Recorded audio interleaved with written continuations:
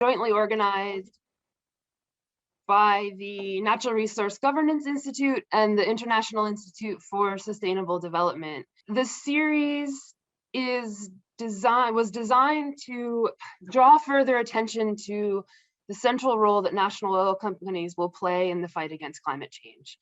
The featured decisions and practices of national oil companies will have massive implications on the climate, but also on the economies and the politics of their home countries, many of which are poorly prepared to adapt to the decline in the fossil fuel sector. In the first webinar, we focused on the economic risks that many NOCs are taking in their oil and gas portfolios, how they're assessing and mitigating those risks, and how their investments in future oil and gas projects could impact their country's ability to adapt to the energy transition. In the second webinar, we looked at how national oil companies might adapt and invest in renewable energy and other sectors that might support the diversification of their economies. But speakers also posed pretty tough questions about which NOCs are well placed to actually make the pivot into renewables. For those of you who would like to watch those sessions, and they were excellent, there were speakers from national oil companies, from different experts. The recordings are available, and my colleagues will put the links in the chat right now. Today, we're going to take on a different question. What drives national oil company decision-making, and what are the implications of that for climate action? Given the very unique profile of national oil companies and the power that they hold in many countries, what factors might cause a national oil company to facilitate the energy transition rather than block it? What kinds of external strategies might work in pushing NOCs in this direction? And what obstacles might those efforts confront? The stakes are really high. National oil companies produce more than half of the world's oil and gas, and they're slated to spend $2 trillion on new oil and gas projects in the coming years. But despite this, they've received quite a bit less attention than privately owned companies in global discussions on climate change.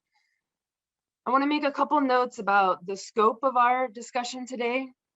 In the previous two webinars, there was a lot of attention given to the great diversity among national oil companies. Today, we're going to talk mostly about the large national oil companies, the big producers, so such as those from Russia, China, the Persian Gulf, Brazil, Mexico, those national oil companies that contribute the most to global production, but also emissions worldwide. Even among these companies, there's lots of diversity, but that'll help us at least focus the discussion a little bit. Second, we also wanted to mention up front the kinds of behavior changes that we had in mind when designing this session. So these are the kinds of actions that national oil companies could take to help address climate change. The four main ones are: one, reducing emissions associated with oil and gas production, so scope 1 and 2 emissions. The second is strengthening national oil company investments in clean energy technologies. And as we discussed in the second webinar, that's more appropriate for some national oil companies than others. Third is reducing the money they spend on future oil and gas projects, especially those projects that are particularly carbon intensive or that carry high economic risks. This is probably the most difficult type of change, and the most important because it really cuts at the core of their business. And then the fourth is, not being a spoiler in either their countries or the world's efforts to decarbonize. This one's a little more amorphous, but we think this issue of vested interests and the challenges they can pose is really important, especially because of the political clout that many national oil companies possess. So our plan for today is to start with some initial reflections from this fantastic group of experts that we have today, and then move on and have some time to do some interactive brainstorming. Our first two speakers will draw out some lessons from their efforts to influence different types of companies, so not national oil companies, but we think that we can draw some inspiration and some ideas from their experience of what might work in pushing national oil companies to change.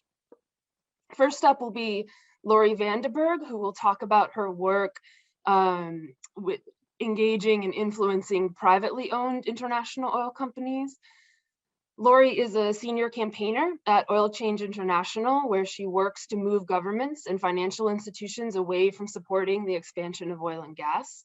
Previously, Laurie worked at Friends of the Earth Netherlands, where she led a climate court case against Shell. And congratulations, Laurie, and to your colleagues for the great success of that effort.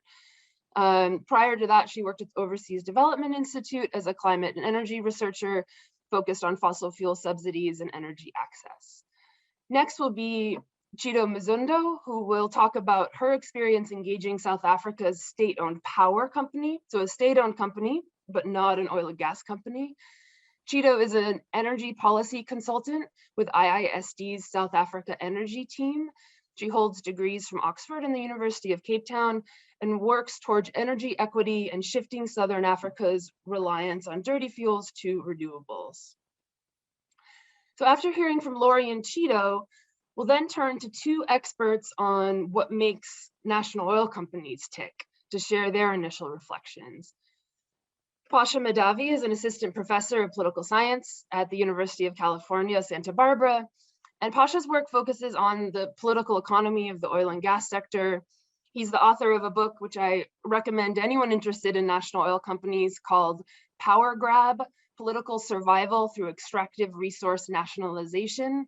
And he's done extensive research on national oil companies and how they interact with their governments and other stakeholders. Paasha is also a non-resident fellow at the Institute for Sustainable Energy Policy and at the Payne Institute. Our final speaker will be Lourdes Melgar, who is a non-resident fellow at the Baker Institute for Public Policy at Rice University and a research affiliate at the Center for Cognitive Intelligence at MIT. From 2014 to 2016, Lourdes served as Mexico's Deputy Secretary for Energy for Hydrocarbons, and she was a member of Pemex's board, the National Oil Company of Mexico. Before that, she served as Mexico's Undersecretary for Electricity and served on the board of the Federal Electricity Commission. We're also very proud that Lourdes is a member of NRGI's board, and she sits on the board of Voz Experta, an organization that supports the empowerment of women energy experts. After these initial remarks, we will then have a discussion about how change might happen when it comes to national oil companies and the energy transition. I'm going to loop back to each of the speakers in the same order so they can reflect on what they've heard and offer some other ideas, and then we'll go from there. During the remarks, please do type in any questions or ideas that come to mind into the chat, and we will work to kind of weave those points into the discussion and hit some of the questions as we go. I'm realizing as I've done all these introductions, I've forgotten to introduce myself. My name is Alex Gillies. I lead the anti-corruption programs at the Natural Resource Governance Institute and have spent a lot of time looking at national oil companies and in particular their political influence and some of the corruption situations that they have gotten into. So with that, I'm going to hand over the floor to Laurie. Now, Laurie, you've got this deep experience working to influence international oil companies that are privately owned, and there have been a few big wins in this area in the past couple months. It'd be great to hear your thoughts on what tactics have worked and when to help kick off the conversation. Thanks a lot. Thanks so much, Alexandra, and hi everyone. Thanks also to IISD and NRGI for organizing this webinar. I've really been enjoying the previous sessions in this series, and I'm looking forward to today's discussion. So I'm going to talk about campaign and advocacy tactics used towards international oil companies like Shell and Exxon, and I'll share some lessons learned from this work. But before that, I'd like to reiterate why we're having this conversation. And I'm just going to ask Joachim if you can put up the slides. then and go to the second slide, then I'll talk a bit about the graph that I've included there.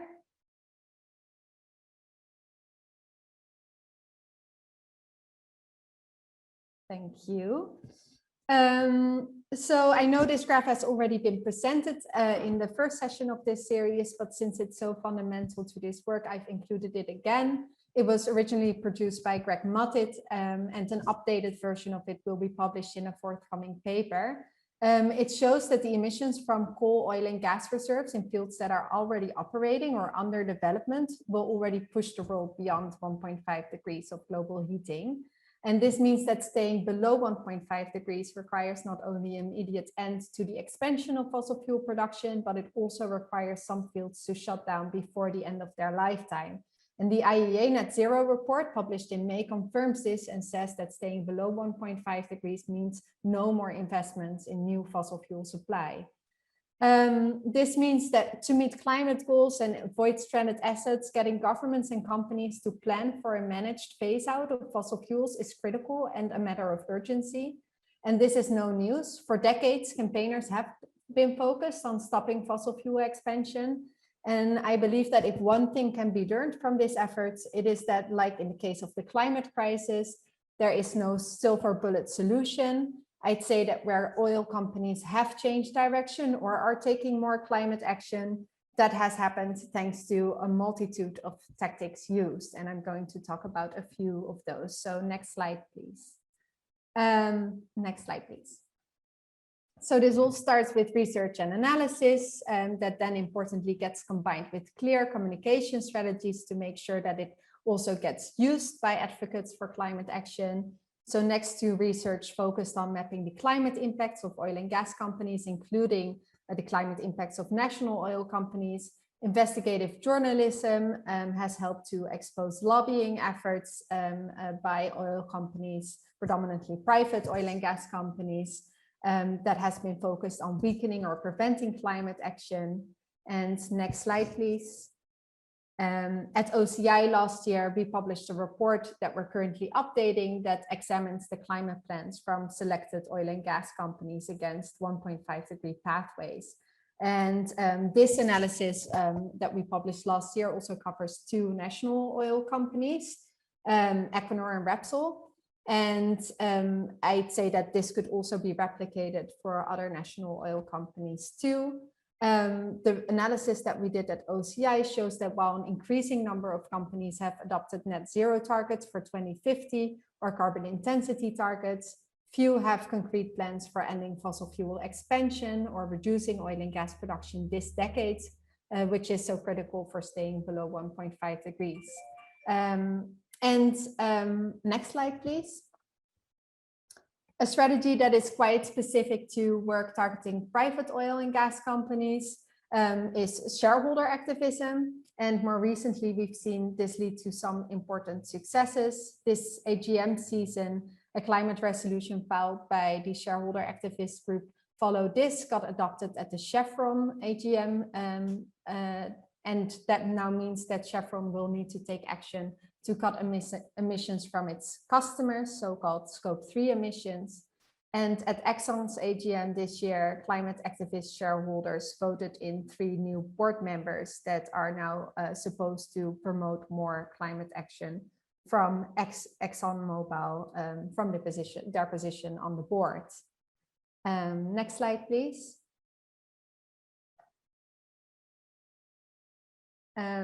So I am currently focused on stopping the money pipeline for fossil fuel production. And like in all of these different areas of work that I've highlighted thus far, we're using a combination of tactics in this work. So research, direct advocacy with governments and with the public finance institutions. We're also organizing direct action and op-eds from influential people launched alongside high-level events like the G7. And together with partners, I am currently also focused on leveraging the leadership that we're seeing from a small but growing number of governments and public finance institutions that are adopting policies to exclude fossil fuels from their public finance. Next slide, please. And then there's also legal action. There's a rapidly growing number of climate cases worldwide, and out of a total of over 1,800 cases, there are 33 cases against fossil fuel companies. This also includes a number of cases against state-owned companies, including these 2 cases in Poland against a Polish coal company. These cases often use different legal strategies and that are focused either on due diligence obligation, human rights, fiduciary duties, or fraud. And often in these cases, there's also a combination of these legal angles that is being used.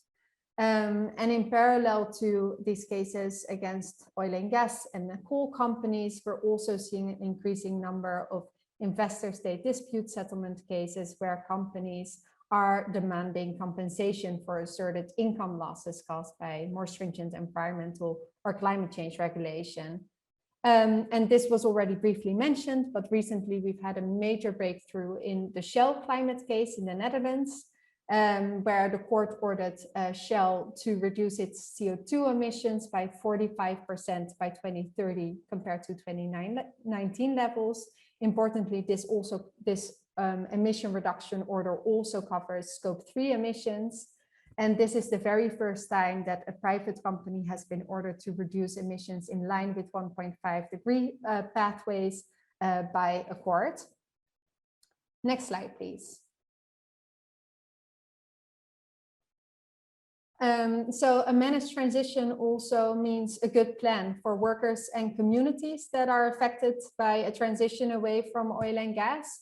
And this is why campaigners are also working closely with trade unions and oil and gas workers on the topic of just transition.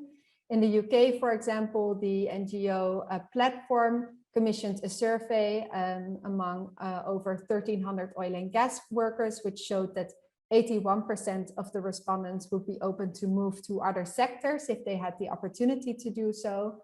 And this work is really critical to ensuring that phasing down oil and gas production happens in a way that is just and doesn't leave oil and gas workers and communities behind. So this brings me to the last 2 slides. So next slide, please. There are a few lessons that I've learned from being involved in this work. The first one is that interdisciplinary collaboration and coordination is really key to achieving progress in all these different areas of work that I've outlined.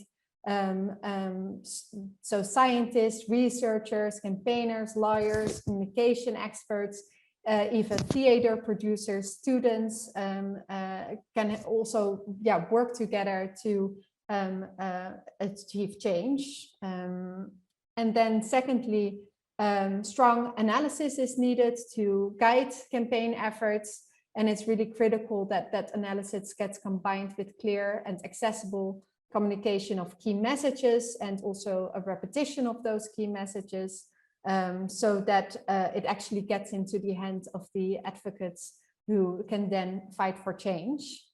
And then there's also a need for strong and sustained campaigns at the domestic level. Work at the international level can help shift norms and is really critical in that way, but the required policy change largely happens at the national level at this stage. And this is why oil and gas companies also pay close attention to what is happening at the national level. Then I've already mentioned this, but another lesson is that there is a need for a multitude of tactics. And I think that the Netherlands provides a good example where youth climate protests, investigative journalism, shareholder activism, legal action, and even theater performances all helped create the conditions for a strong ruling in the Shell climate case. It's important to not forget about the people and communities that are directly affected by this transition. And this requires a support to oil and gas workers and trade unions in securing just transition plans. And on the next slide, I have a few final lessons to share. Yeah, public pressure is key. And this also raises some important questions in the context of work targeting national oil companies. To what extent do the countries in which these national oil companies are located protect or respect the right to protest? To what extent does there exist a strong and active civil society in those countries? in the context of the work targeting private oil and gas companies, such public pressure has been really critical. So how do we leverage that in the context of work targeting national oil companies?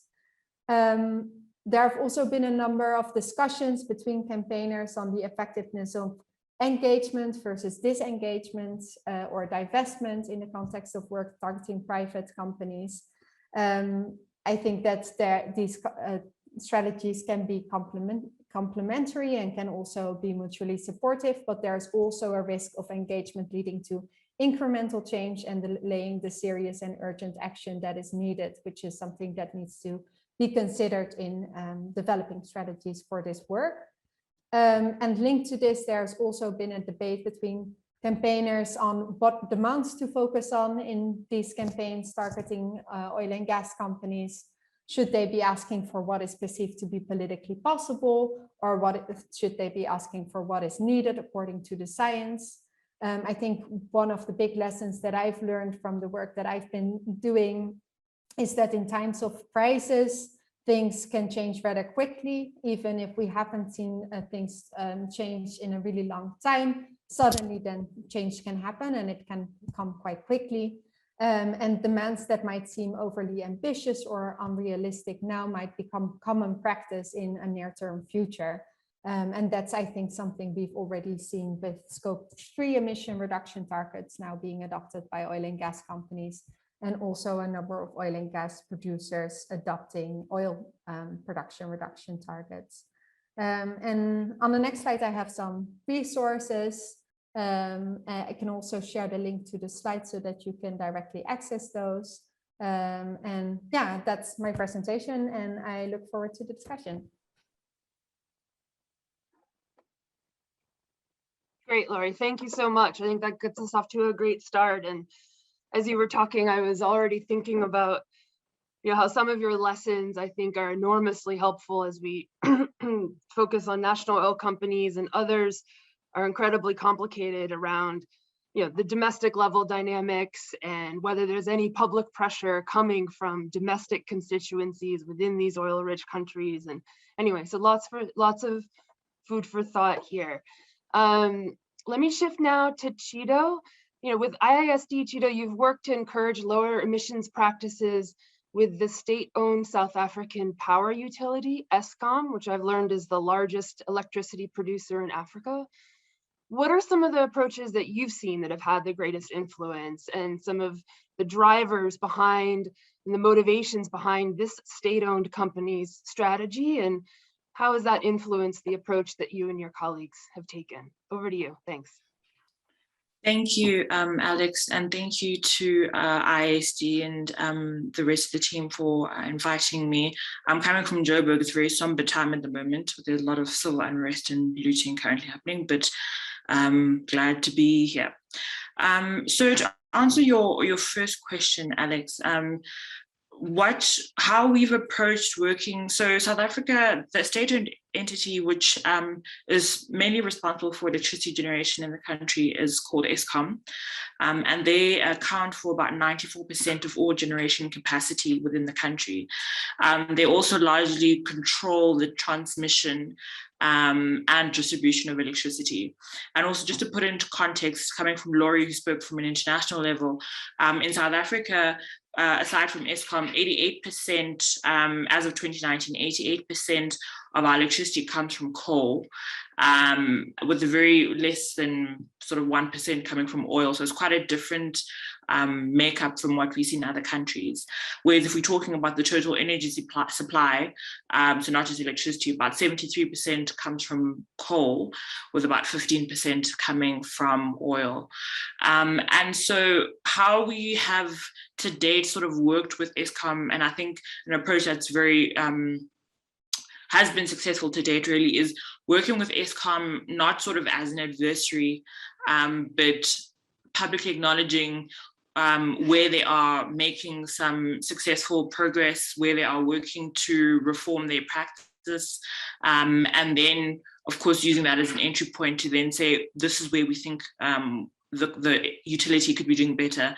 And that's an important approach because as basically the sole provider of electricity in the country, there's a lot of negative conversations around Eskom and their continued focus on coal-powered energy. So of course, that can be quite, that's not very constructive when you want to open up a discussion about how we can help, to reform practice or to influence change. And so we found that that's been very helpful. We had a webinar last year where we were looking at electricity sector reform, looking at case studies from Mexico and in India, and we were actually glad to have somebody from within the utility themselves come on to the webinar and read our research and contribute to the discussion. And since then, we've been talking to them about what they're doing in terms of renewables. They have some exciting work coming up for COP26.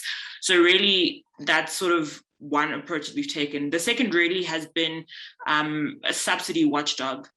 And we are at the moment currently writing a report looking at sort of energy fiscal policies in the country in South Africa, which should be published in November.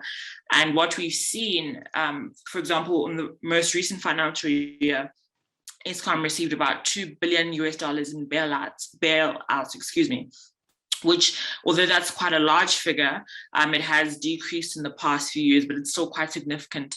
And so part of this inventory and this work that we're doing and the work we want to continue to do with Eskom is to firstly make this information publicly available, because trying to find out what energy fiscal support or subsidies the utility is getting is hard to find. But then trying to figure out, okay, well, what could the future look like where this sort of subsidy is significantly reduced or does not exist at all? And having those conversations within the utility is sort of where we want to be moving towards as we're publishing this work. So that's sort of the two approaches we've taken, really, the watchdog and then also trying to be a constructive participant in feeding back to Eskom's processes. In terms of, Alex, your second question regarding the company's strategy and how that's influenced our approach. So Eskom's main drivers have been sort of financial. So the utility is heavily indebted. And so part of their work has been trying to ensure and maintain financial viability and to ensure a sustainable company.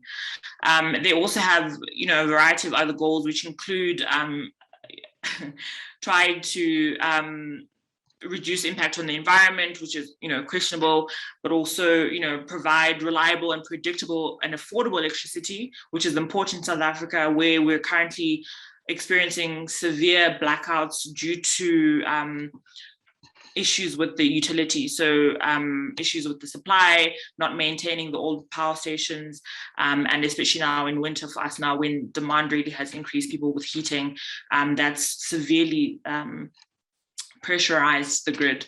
And so we also know some of their drivers, so besides the financial aspect, is sort of coming from the government. So because they're a state-owned entity, they are sort of overarchingly governed by the Department of Public Enterprises. And so they've really set the agenda regarding where they want the utility to be going. Of course, the utility has its own CEO and board of governors who then run the day-to-day, but that really is part of sort of their drivers, is to fulfill that sort of government stated mandate that's put forward by the Department of Public Enterprises. And then the last two that the first is public opinion, so which is one of the main drivers as well. And it's quite interesting because, I sort of mentioned it earlier, but there's a lot of discussion in the country about the energy transition, about the future of South Africa's energy system and the crisis that we're in. And that comes from sort of NGOs, academia, from labor unions who are very strong in the country, but also from, faith-based environmental groups. So there are a lot of parties and a lot of sectors in the country, and the private sector as well, who are engaging in this conversation around what is Eskom doing, how are they prioritizing the future of the entity, and so that also influences some of the decision making. Of course, not to a great degree or great extent, but definitely that is there. And I'll be interested to know, what that looks like in other countries as well. And then lastly, one of the other main drivers is what I just also pointed to, sort of the union opinion. So there's a very strong presence of labor union in the country, particularly because we have such a large mining industry. And so part of that really is those groups are very vocal and often are engaging with Eskom regarding the future of the utility and how Eskom is prioritizing its transition away from coal. So then your last question regarding how that's influenced our approach. I think our primary goal really has been to change government policy by engaging with technical staff within ministries. So to date, the South Africa program has been running for about 18 months, and that's, you know, very short time, but we've had the pleasure to be able to engage with, and are continuing to do so with, sort of technical staff from departments like National Treasury, so the Environmental Taxes Office, which of course directly affects, you know, things like the subsidy watchdog point that I mentioned earlier. We've also had the pleasure of engaging with the senior or the economic advisor to the president in the Office of the Presidency, the Department of Forestry, Fisheries and the Environment, and then of course the Department of Mineral Resources and Energy, in addition to Eskom. So really our work and our approach really has been trying to target those very key stakeholders in those ministries who directly affect the governance of the utility, the future of the utility, and trying to bring about sort of change in those spaces. The secondary goal has also been to change public opinion. So I think, like I said before, it's very easy to come down on fossil fuel companies, and of course I'm not a supporter of that, but we also have to be cognizant of how we approach conversations with them to make sure that it's a relationship that is positive, a relationship that they're receptive to working with us, to learning from IISD's experience in other countries, for example, in India and Indonesia, where we work as well. And so we really are very aware of how we engage with them. And that leads me sort of to the last the last point, where part of our future work as a South Africa team looking forward is really we'd like to be sort of an insider to reforming processes within Eskom. At present, we've engaged with Eskom has a unit called the Just Energy Transition Office, which is supposed to sort of oversee the strategic transition of Eskom from a coal entity to hopefully net zero by 2050, as they've stated.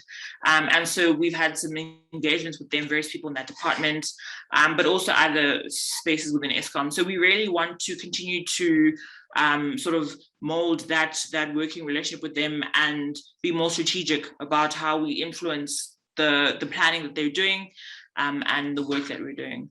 I hope that answers your questions, Alex, and happy to take any more.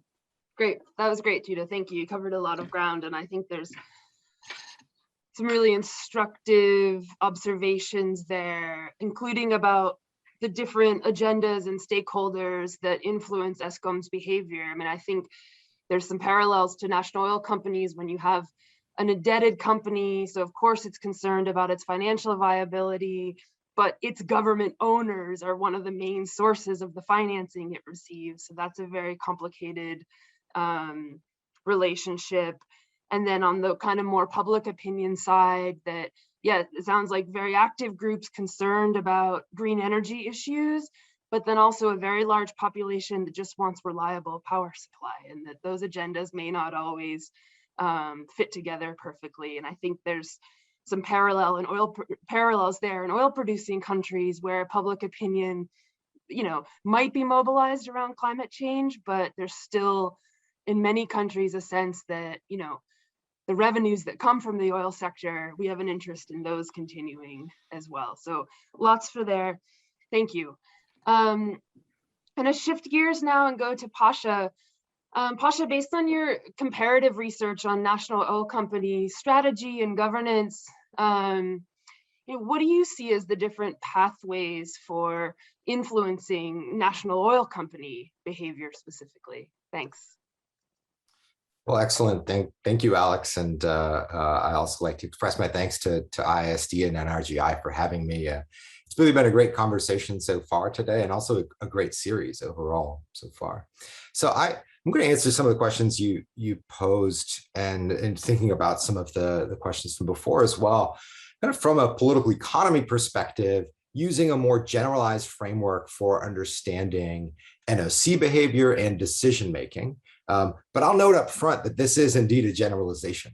And as Alex noted, that we've talked a lot in this series about how much variance there is in NOCs. And of course, that carries over to how much NOCs vary across governance structures, and sometimes often are hybrid of different corporate governance models. But with that in mind, for the major producing NOCs that we're talking about today, it seems to me that there are kind of 4 different levers of decision making that stand out as different pathways to influence NOC behavior. So of course, the first lever for this framework is kind of political leadership, right? This is the most obvious in many ways, but it is, of course, true that the most powerful driver of NOC decision-making and behavior is going to be government mandate. And both, Laurie and Chido alluded to that as well. And this is, of course, the typical perspective of what drives NOC decision-making. But I do want to note that within this framework, it's important to see that leadership, this idea of political leadership, is not monolithic. Right? Of course, it includes the executive leader at the top, the president, the prime minister, or the monarch, royal court, etc. But it also includes the legislature. It also includes other elites, sometimes other bureaucracies and ministries, as Chido mentioned for ESCOM. So there are competing pressures within the realm of political leadership. But with that in mind, when it comes to the energy transition, the question really becomes, how much does the government and its leadership believe a transition is going to happen? That's going to be kind of the key driver for what they tell the NOC what to do. And of course, among the major net exporters, the countries that Alex had alluded to, the Persian Gulf, Russia, Mexico, and Brazil, the answer seems to be tacitly, yes, it will happen, but they're all striving to be kind of the last one standing in a carbon constrained world, right? And that means that governments want their NOCs to keep producing. So you've seen this kind of lever play out in the last few years in the UAE in particular. It's kind of nice to see Ben Cahill here as well. He's done a lot of great work on this. And we've seen in the UAE, Crown Prince Mohammed bin Zayed completely transforming the national oil company, Abu Dhabi NOC or ADNOC, the strategy going from what had been conservation for posterity to now focused on ramping up production rapidly, trying to hit 5 million barrels per day by 2030 from about 3 million barrels per day in 2017. Of course, that's been widely in the news the past couple of weeks. NBZ's also tried to force the company to shed a lot of non-upstream assets so it could focus on just the upstream. But it's also put the NOC in charge of one of the largest carbon capture and utilization storage projects in the region at Al Rayada. And so there is a sense of NOCs continuing to produce and even ramping up production as much as they can, but to try to do so cleanly and in a way that might fit within kind of future policies. Within clean energy, you look at renewable projects in particular, there are some interesting examples among the major NOCs, and one that I've been trying to work on a bit is the Kuwaiti government kind of mandating the Kuwaiti Petroleum Corporation, the country's NOC, to take on kind of a second phase of this, large-scale 1.5 gigawatt addition to the Shagaya solar project over at Al Dabdada. But it's interesting. I note this because it feeds nicely into what I think is the second lever, which is internal NOC leadership. Right? It's not just top down. And this kind of refers to the managing directors of NOCs, the chairman, the NOC board sometimes. And here's where you have some parallels with IOC corporate governance structure and other SOE governance structures. And I raise this because it's important to see that government mandate is not everything. The NOC itself can drive government policy, especially given its political influence. Right? This is what political economists refer to as a classic principal agent problem. And it exists in many national oil company settings. part of the reason for this also is again, that political influence. NOCs have their hands in almost every layer of a state's political economy. There's lots and lots of examples for this, but in terms of the energy transition, it's interesting to think about how this can work. And we've seen it work both positively and negatively.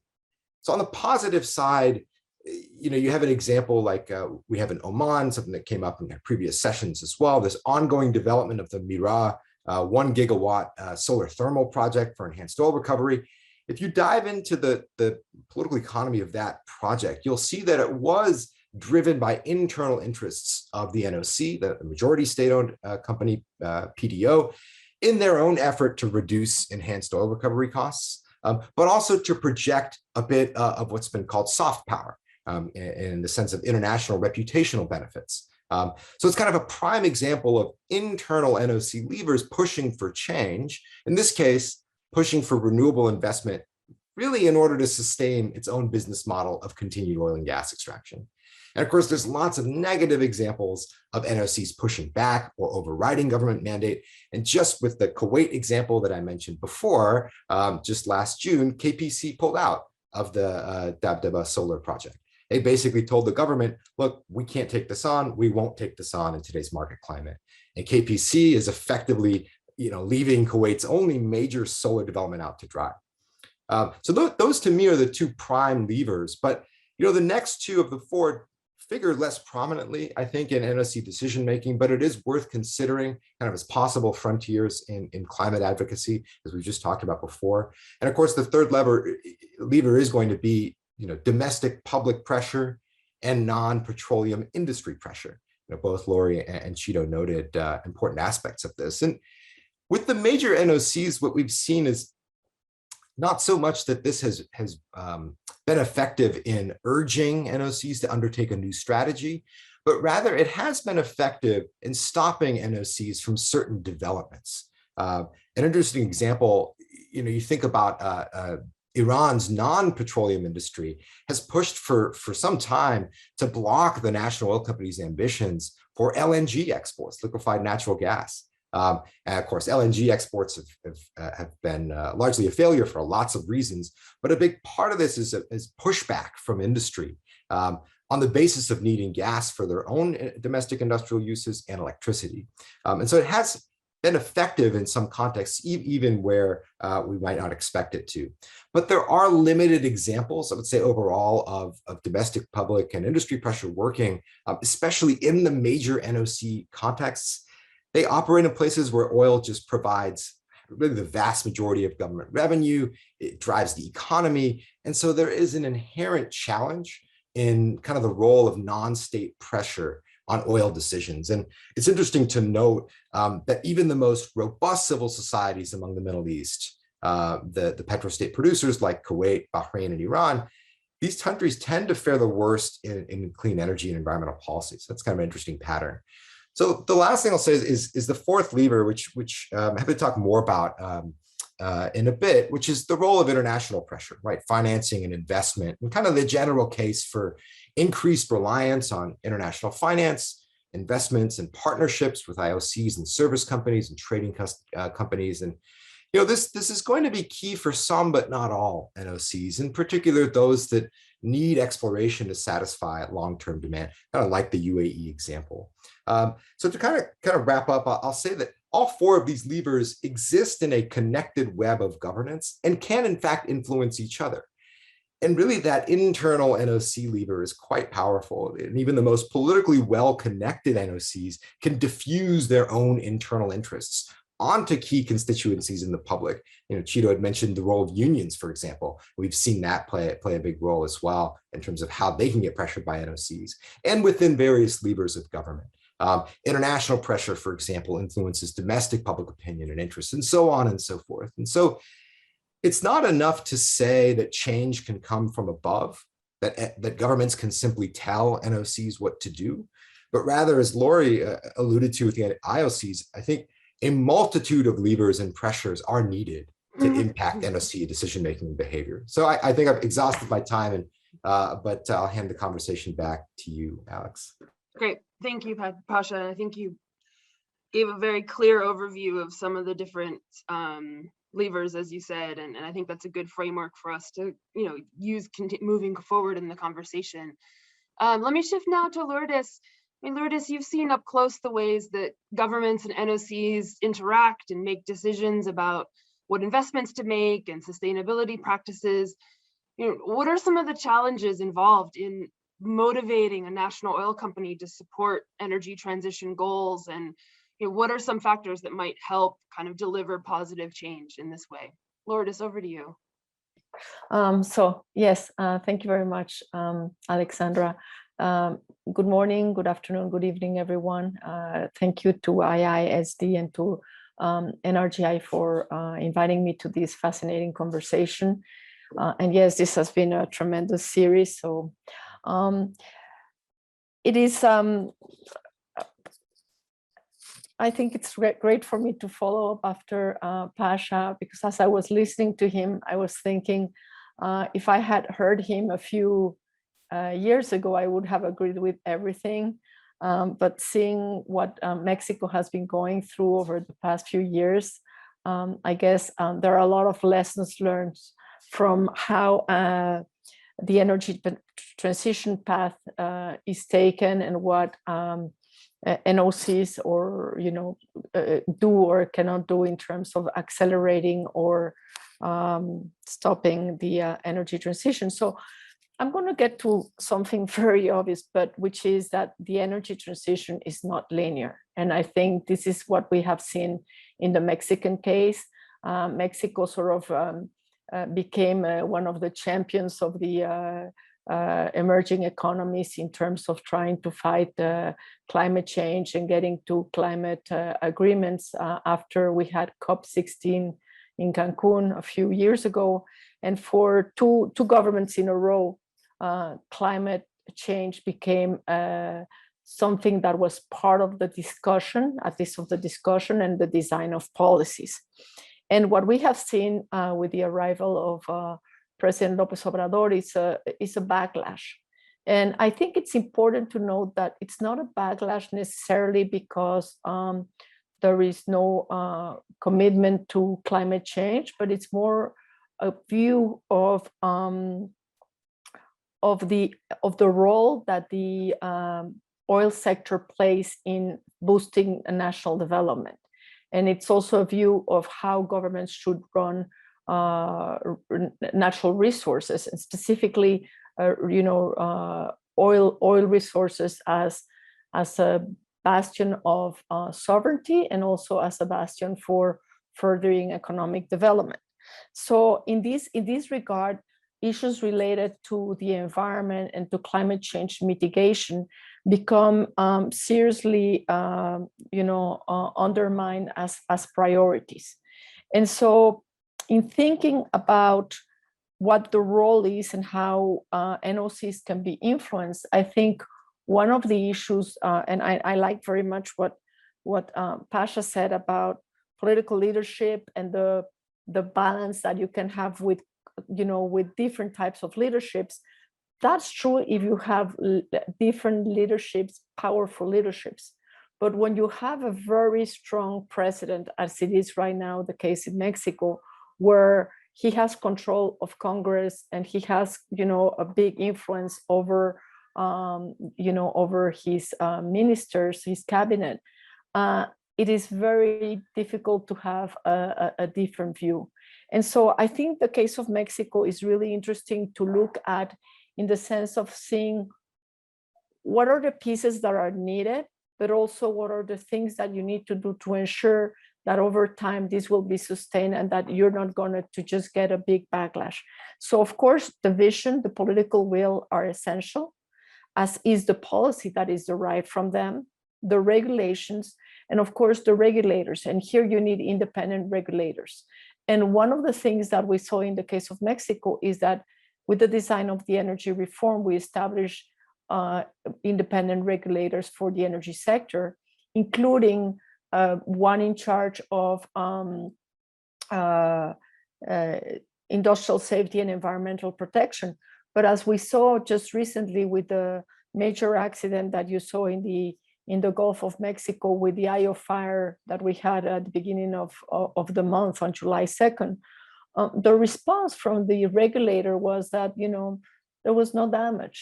And the entity in charge of doing the root cause analysis of the accident, which by regulation should be ASEA, is now Pemex, the national oil company.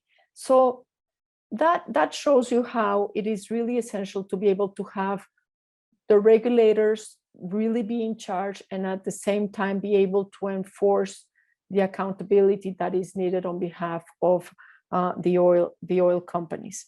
And then another issue, which is obvious, and I love the sentence that that was mentioned about the pipeline, the financial pipeline, which is, we often forget about financing.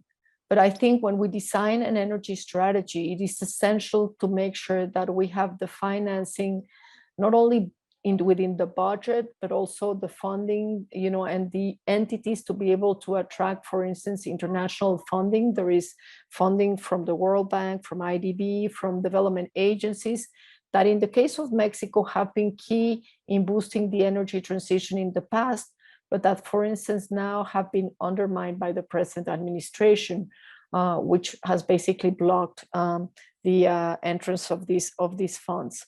But those are keys, because if we talk about energy transition and we don't provide the means for doing it, it is very hard to advance in some of the things that need to be done. For instance, let's take the case of no gas flaring. Well, it makes sense, it sounds great, but if you're not able to invest in the equipments that are needed to ensure that you're not flaring the natural gas, the methane, then you're going to continue burning it. And I think that's the case for many of the national oil companies, that they have so many demands at different levels that it is very difficult to meet them all when they have limited budgets, when they are heavily indebted, and when they have a lot of economic demands on behalf of the government. So what do I mean by this? Well, in the specific case of Mexico, for instance, right now there is this clear view that Pemex is the motor of development. And therefore, there is this whole view of, how oil production and oil refining is going to be the source of revenue for the government and of job creation, develop all the supply chains. And so when you think about the energy transition, you need to think out also, what do you make to make sure that when we talk about the just transition, and often enough we hear the phrase, we need a just transition, and we need to think about the conversation with the unions and this and that, but we need to really tackle it. What do we mean? What is the plan that we are going to draft with the workers, with the people who have made a profession or a career path out of the oil industry? How are they going to move into something else? What is this something else? When we talk about the framework, it's perhaps it's easy for a company such as Shell to say, we're going to commit by 2030, which is only 8 years away, to make this big shift. But for a national oil company, it is difficult. So we need to make sure that if we want to be able to sustain the energy transition, that we give enough importance to these elements. And I think Mexico does not have right now, its oil company does not have a net zero commitment. We can actually see how even there was a step back because we left the Oil and Gas Climate Initiative, of which Pemex was part of. So Pemex is no longer part of that. But it's kind of interesting how the president is framing the transition in the oil sector. And basically what he has said is, we are making our contribution because we are not going to produce more than 2 million barrels a day. So his target was 2.4. There are other reasons why we are not able to reach that target, but he said, this is our ceiling, 2 million barrels a day. We're not going to export. Well, that's a political statement, I think, because there are other reasons why Mexico needs to export oil, but that's part of what he has made as a commitment. There's a commitment not to do fracking. there's a commitment not to go into deep water exploration. So there are elements that we can look at, which from a transition, from an energy transition, climate change mitigation makes sense. They're probably not enough. They're definitely not enough, especially if, as in the case of Mexico, we are building refineries, burning fuel oil, and getting into getting away from complying with our commitments within the Paris Agreement. So let me just finish up my comments by saying that the big risk for NOCs and for countries such as Mexico is that, as we are seeing in the view that the world has in terms of the post-COVID recovery, it's a green recovery. It's a commitment with the environment and with climate change. And it's not just a matter of not being able to tap the green credits and green financing and all of that. It is the fact that there are very serious conversations in Europe and in the United States and in other parts of the world about establishing carbon taxes, and about border adjustment taxes, and about not being able to attract other sorts of investments into the country and generating the much needed employment. So I think part of what needs to be put on the table in the facts that governments and NOCs consider is not just the very short term, but the medium term. What does it mean in the medium term if you turn your back to climate mitigation? Thank you. Great, thank you very much. I think with those last two speakers especially, we've got a good sense of the scale of the challenge. I mean, we've got national oil companies, for the most part, positioning themselves to try to be the last man standing in the industry and are still pursuing a path of growth in many cases. And I think the current price of oil reinforces that type of thinking and creates a real obstacle for motivating change in many of these contexts.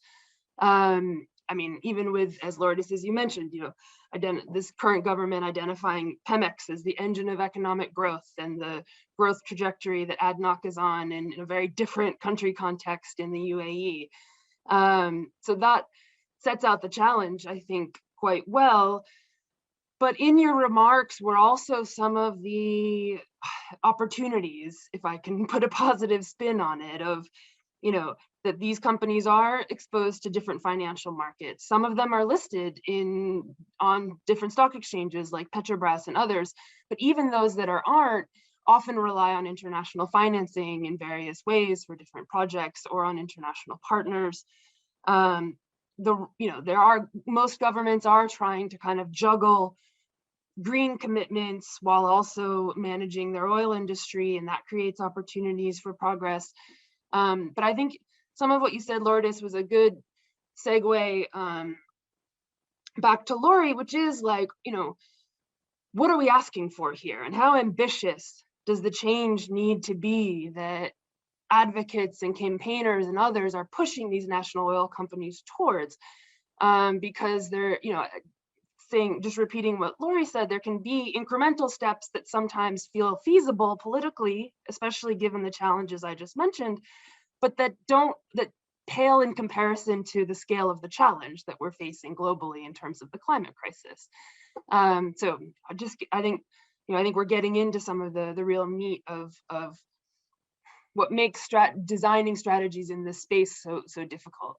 So we've heard this diverse range of reflections. I want to loop back to you, Laurie and Chido, just to give you a second to come in and reflect on what you may have heard from the other speakers. Thanks.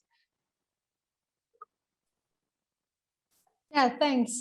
Yeah, really interesting presentations. And I've been reflecting a little bit on what Paasha has said and also on what Lourdes has said. And when it comes to these levers of change, and particularly when it comes to the political leadership and the leadership also at the NOCs. And of course, I hear also from you, Lourdes, that it's also challenging to target such leadership in countries where a president has such a strong control also over ministers and cabinets, etc.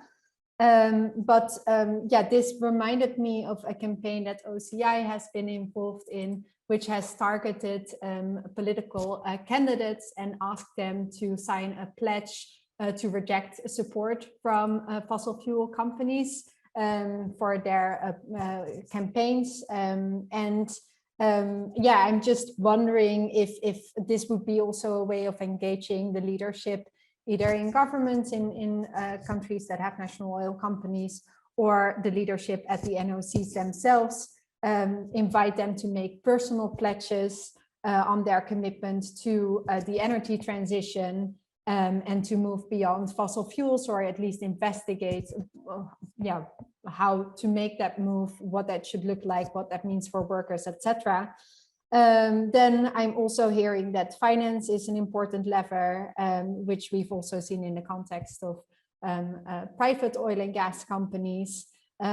This also means that as we're increasingly seeing finance institutions adopt restrictions for oil and gas finance, there is also a need for these institutions, as Lourdes was also mentioned, to also support economic diversification and help countries that are heavily reliant on revenue from the oil and gas industry diversify their economy so that they're less reliant on the industry and can make the transition.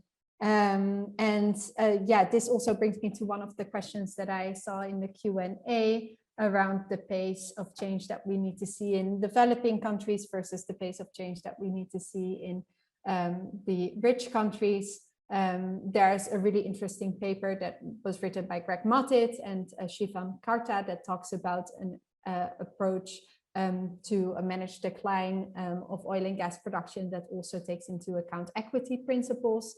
And that comes to the conclusions that from an equity perspective, it's the rich countries that have the biggest responsibilities for greenhouse gas emissions historically, and that have the resources, and those diversified economies that need to move quickest in phasing out oil and gas production.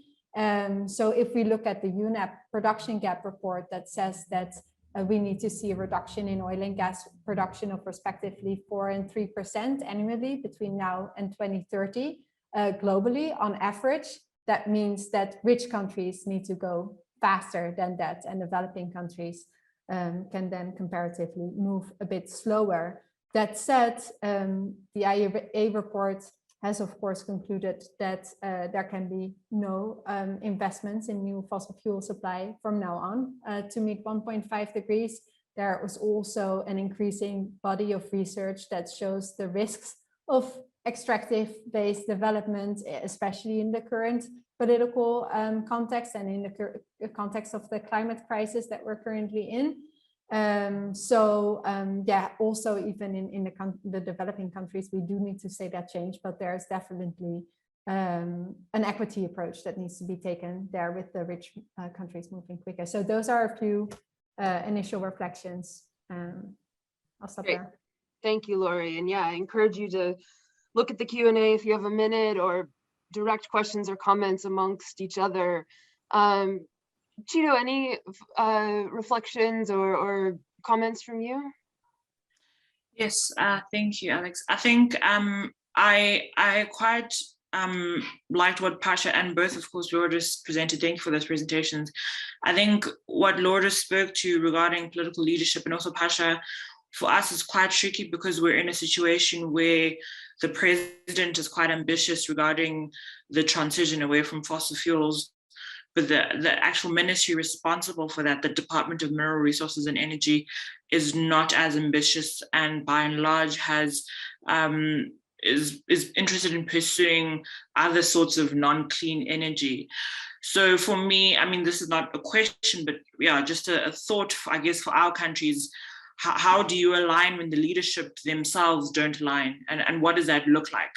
Because, you know, the president only has so much power, but within the ministry, the minister is the one who sets out the energy plan for 5 years, you know, and who allow certain things to take place legislatively speaking. So I think for us, we've seen that's an issue and something that is a constant struggle. The president will be invited to the G7 summit as a visitor, will say certain things and make certain commitments, but then that doesn't trickle down to the ministry. And that's quite frustrating. I think also the point of financing also, I think we're also trying to currently sort of tease out what it looks like for an SOE which is heavily indebted to not only transition but also invest in renewable energy. And this links to a question that was posed in the Q&A about is Eskom going to move over to renewables and how soon? So sort of to answer that, the utility has expressed that they have an interest in moving over to renewables, but the pace at which that's going to take place is not publicly known.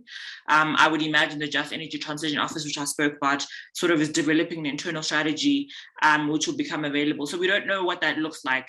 We know that they've said by 2050, they do hope to be net zero, but practically what that looks like, how they're going to manage to invest in new energy and address the issue of their current balance sheet, again, is very complicated. And there are a variety of options that are on the table. But again, what that's going to look like and the time frame within which that's going to happen, we are not sure. So there's a lot of, I appreciate your presentations. A lot of it sort of rings true for us. And there's a lot of uncertainty regarding the future of the utility and the future of them, with respect to renewables. But we, are working to contribute to that work.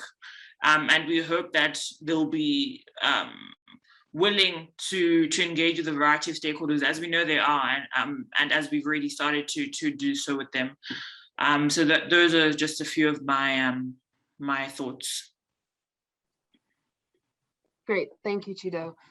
Paasha, there's a couple questions in the Q&A for you that I see that you're typing away. Feel free to address those, but I also want to kind of put you on the spot a little bit. In Laurie's presentation, initially, she uses the phrase, managed phase out as the goal for the industry generally, but for individual companies. And that it's interesting to, try to think in the context of an oil-dependent country with a big national oil company, if that's the scale of change that's ultimately needed, even as a thought experiment, how does that become politically an option on the table? And are there any kind of, I'm just interested in your thoughts around, if that's kind of one of the end goals, what might be intermediate steps politically towards getting there? If you had any reflections, while noting that's an incredibly difficult question. No, it's a great question, and I'll also kind of share my praise for the other speakers, for Laurie, Chido, and Lourdes' thoughts. Learning something new every time we have these great series. So it is a difficult question, and I think for some governments they're going to keep going until they can't. I think there is a sense that they can remain, they can turn things around while staying committed to fossil fuels, right? And I think it's great that Lourdes kind of brought into this point about the difference between the short term and the medium term and even the long term, right? The UAE is a perfect example, right? They might see in the long run, they're not going to be able to produce oil anymore, and they're not going to be the absolutely lowest cost producer compared to the Saudis, for example. But what does that mean for the short term? Well, that means they're going to put a lot of their eggs in producing oil now and producing it as cleanly as possible, ramp up their ability to take market share at the moment, and then think about diversification, as Laurie had mentioned, to try to protect the economy. But of course, diversification away from oil is something these governments have been trying to do for 50 years. And it has not, by and large, succeeded the way that many have wanted to, especially for these major net exporters that we're talking about.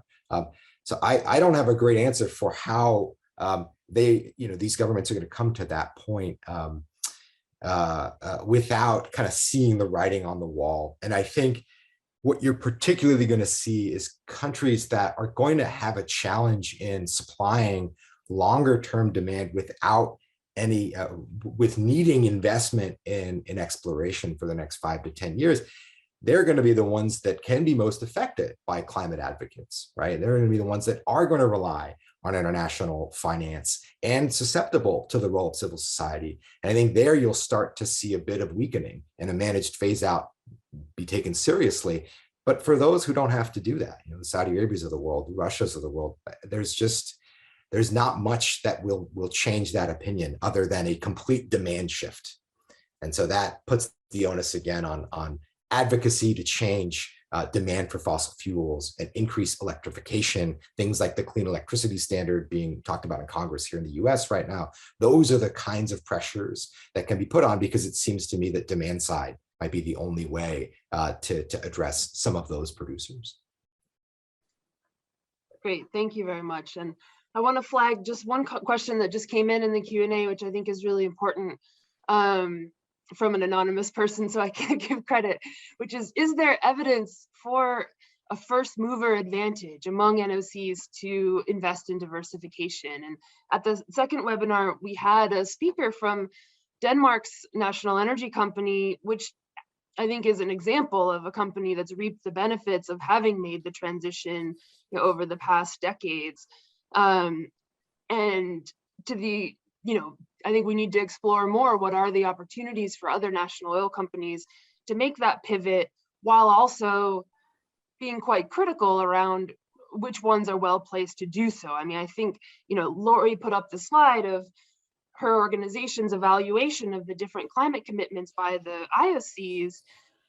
There does need to be a lot of careful reading of these climate commitments that national oil companies make, especially around renewables and diversification.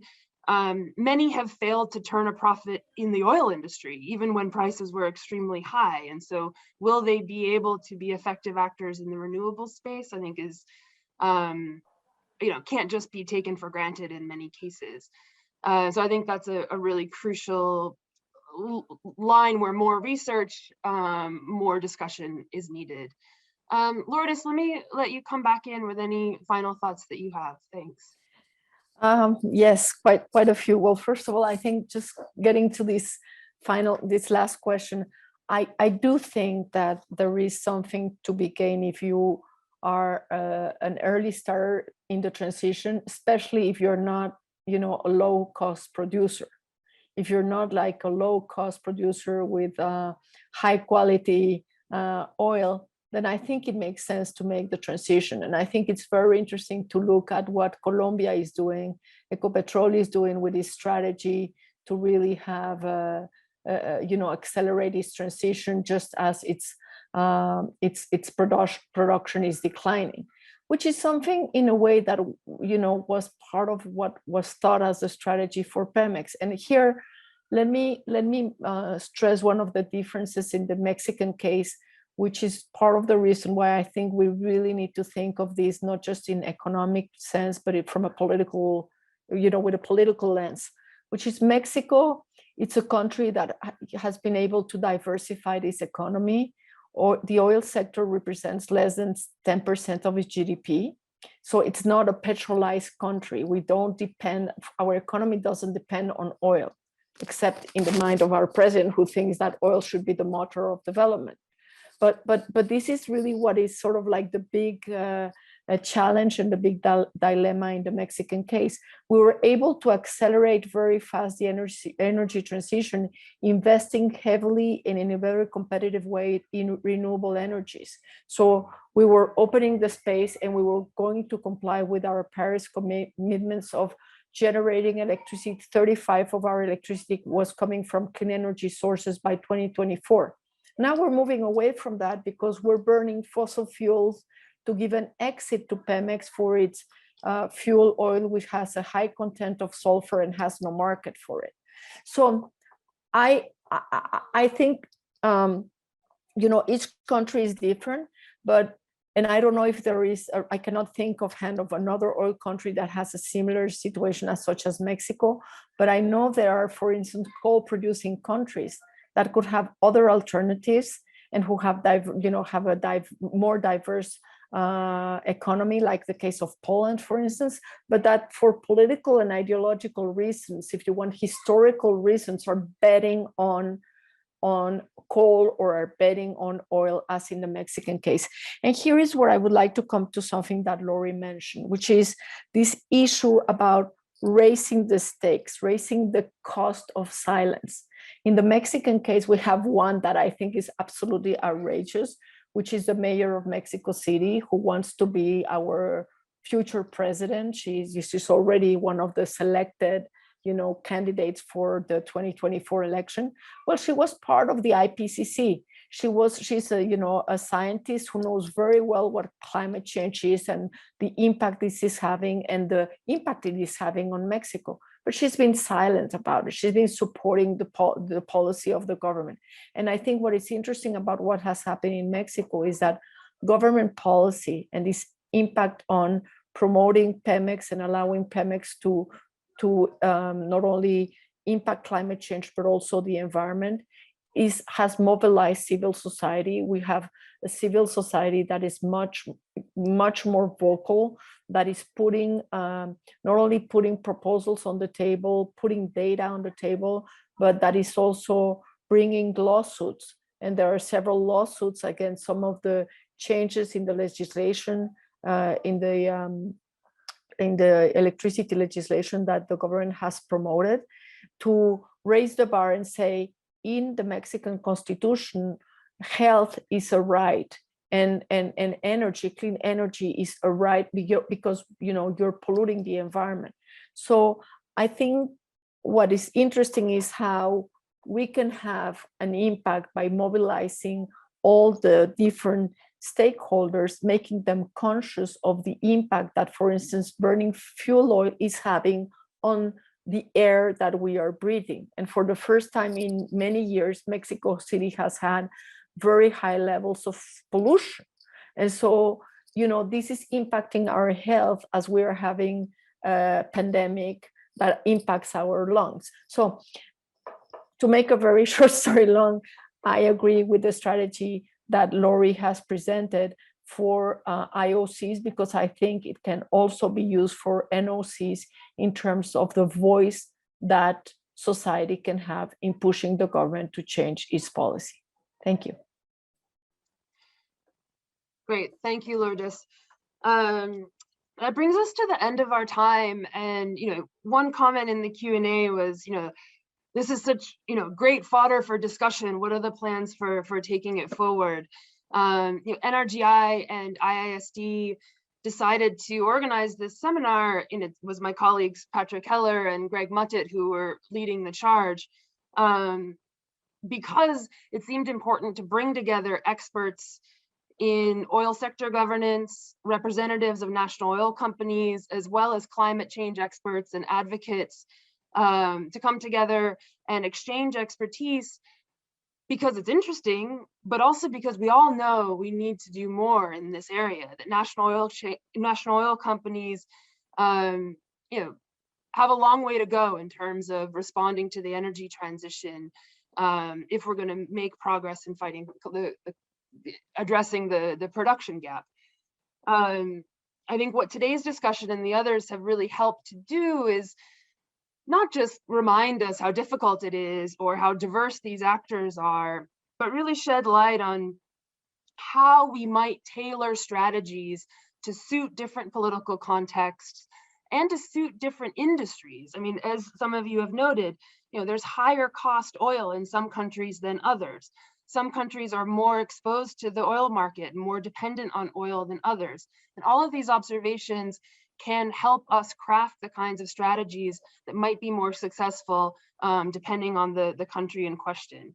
So in parallel to the public seminars, we've been having working group meetings that have kind of talked about the implications of the discussions, and we very much intend to continue prioritizing this topic, learning from each other, but also shifting to conduct action, to take action, including research and analysis and advocacy, etc.